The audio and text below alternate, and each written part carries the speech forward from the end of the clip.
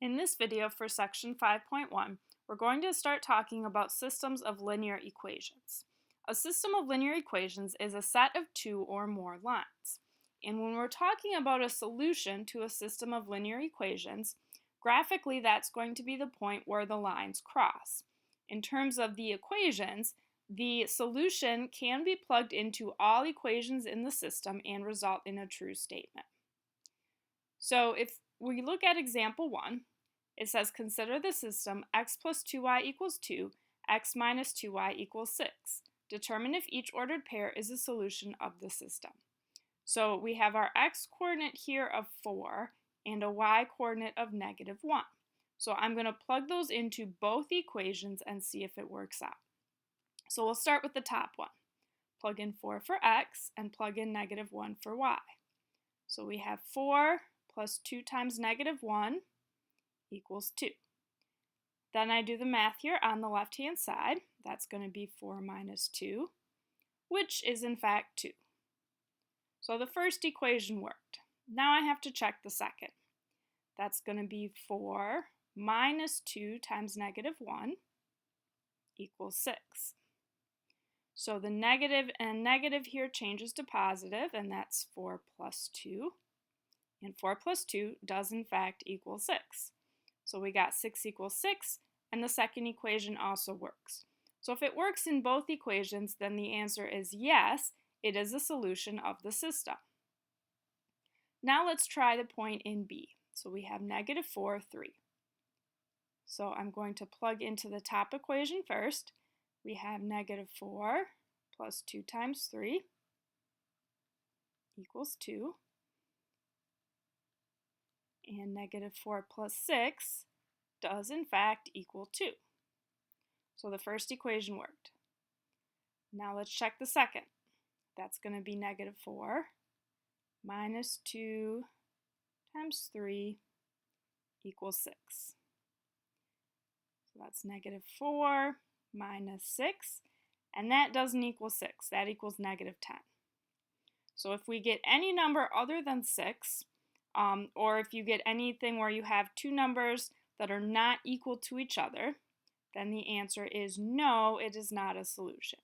And if that had happened with the first equation that I tested, if I got it so that it didn't work out, it was a no, then I wouldn't even need to test the second equation because it would automatically be a no.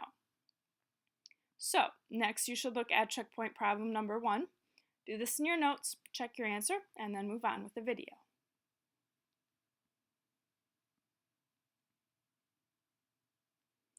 Next, we're going to start talking about how to solve a system of equations and actually get the solution.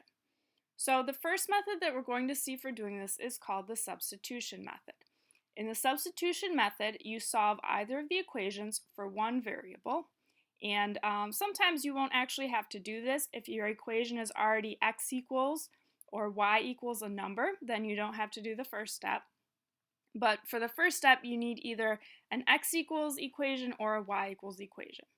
Then you substitute the expression into the other equation so that you have an equation with only one variable.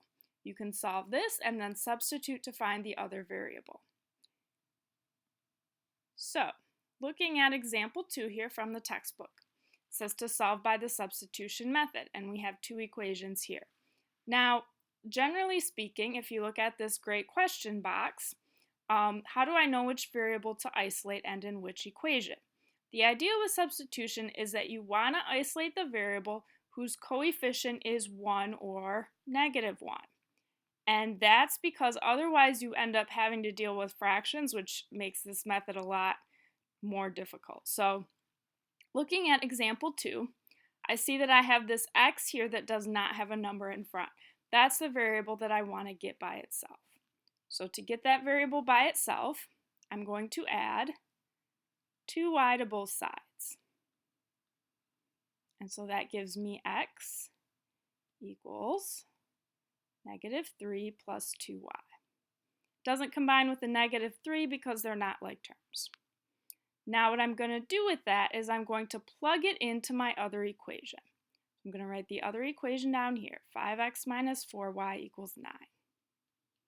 So what I'm doing is I'm taking this and I'm replacing the x with that whole thing. And I need to put it in parentheses when I replace it because the 5 needs to be multiplied by everything that is equal to x. So that's going to look like this. 5 times -3 plus 2y. So replacing x with -3 plus 2y. And then the rest of my equation is minus 4y equals 9. Now I'm just going to solve this equation. So start by distributing. That'll be -15 plus 10y minus 4y equals 9. Then I need to combine like terms. I need to move up here. -15. 10y minus 4y is going to be plus 6y. Add 15 to both sides. And divide both sides by 6. So we get y equals 4. Now that's just the y coordinate of the ordered pair. Now I need to find the x coordinate. And the way that I do that is I plug my answer for y into one of these two equations. Now it doesn't matter which one. I'm going to plug into the bottom one because that looks like it's a little bit easier. But it doesn't matter. I could plug into the top one and I should end up with the same answer. So we're going to plug in 4 for y and solve for x. So that's going to be x minus 8 equals -3. Add 8 to both sides. And we get x equals 5.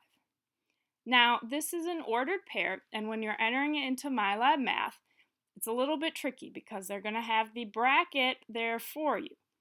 And then in the instructions, it's going to say, type an ordered pair. When they say an ordered pair, that means you put an xy coordinate in parentheses.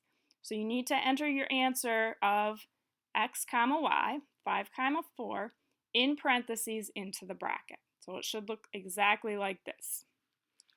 So next you should try checkpoint problem number 2. Do this in your notes, check your answer, and then you can do the homework.